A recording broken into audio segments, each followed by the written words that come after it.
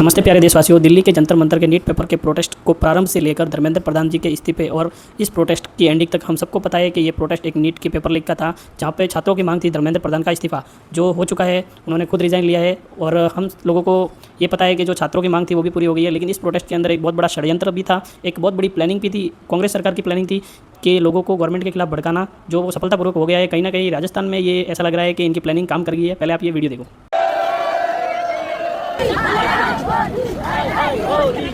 तो बधाई हो कांग्रेस के बढ़वो। जैसा कि आप लोगों ने तय किया था कि जैसे कि जिस तरह से आप लोगों की प्लानिंग थी कि स्टूडेंट के बीच में घुसकर हम लोग इस प्रोटेस्ट को बिगाड़ेंगे और लोगों को गवर्नमेंट के खिलाफ भड़काएंगे, तो आपके हिसाब से मुझे लगता है कि राजस्थान में आपकी प्लानिंग काम कर गई है।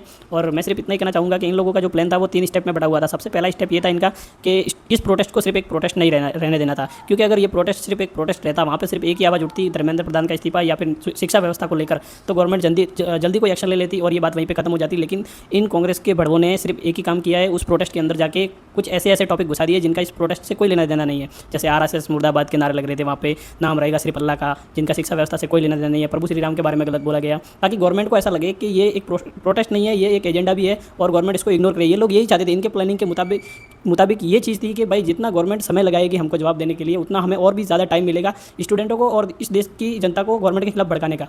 तो सेम वैसा ही हुआ। इनका पहला स्टेप इस तरह से काम कर गया और इन लोगों का दूसरा स्टेप ये था कि किसी भी तरह से स्टूडेंटों को और देश की जनता को भड़काकर हाई सिक्योरिटी एरिया में एंटर करना। और हाई सिक्योरिटी एरिया में ये लोग अगर इन नारों के साथ में इस प्रोटेस्ट को आगे बढ़ा रहे थे कि आरएसएस मुर्दाबाद और संसद भवन को जैसे तोड़ने की बात हुई, तो संसद भवन को तोड़ने की बात लेकर अगर कोई प्रोटेस्ट हाई सिक्योरिटी एरिया में एंटर होता है ब्रिगेड्स तोड़ के, तो वो सिर्फ एक प्रोटेस्ट नहीं रह जाता। वहाँ पर पुलिस वालों के पास में डायरेक्ट फायरिंग का भी ऑर्डर होता है। लेकिन फिर भी हमारी दिल्ली पुलिस ने ऐसा कुछ भी नहीं किया। दिल्ली पुलिस ने पूरी तरह से वहाँ की सिचुएशन कंट्रोल करने की कोशिश की है, लेकिन जो स्टूडेंटों के बीच में कुछ भड़वे लोग घुसे हुए थे, उन्होंने पुलिस वालों को मारना चालू कर दिया, तब जाके लाठीचार्ज चालू हुआ। ठीक है, क्योंकि सिचुएशन को कंट्रोल करने के लिए ये चीज़ करनी पड़ी। और इसी बात पे इनका तीसरा जो स्टेप था वो यही था कि जब लाठीचार्ज होगा तो हम जनता को ये कह के भड़काएंगे कि ये कैसी गवर्नमेंट है हमारी जो स्टूडेंटों पे लाठीचार्ज कर रही है।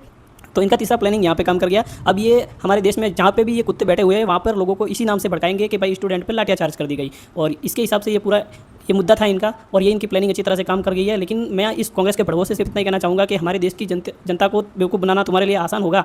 तुम 60 साल तक तुम लोगों ने राज किया है हमारे देश में, तो तुम लोगों के लिए तो देश की जनता को और गवर्नमेंट को बेवकूफ़ बनाना कोई बड़ी बात नहीं है। लेकिन हम लोग भी इतने चूतिए नहीं है कि तुम्हारी प्लानिंग ना समझ सके। ठीक है, तो कुछ भी हो, देखो शिक्षा व्यवस्था के हम लोग खिलाफ नहीं है। शिक्षा व्यवस्था हमारे देश की बहुत ही ज़्यादा खराब हो गई है। तो मैं गवर्नमेंट से सिर्फ यही कहना चाहूँगा कि भाई आप थोड़ा ध्यान दें इस चीज़ पर भी, फालतू की बकचोदी में ना पड़े और कांग्रेस के बढ़वों से दूर रहे। धन्यवाद।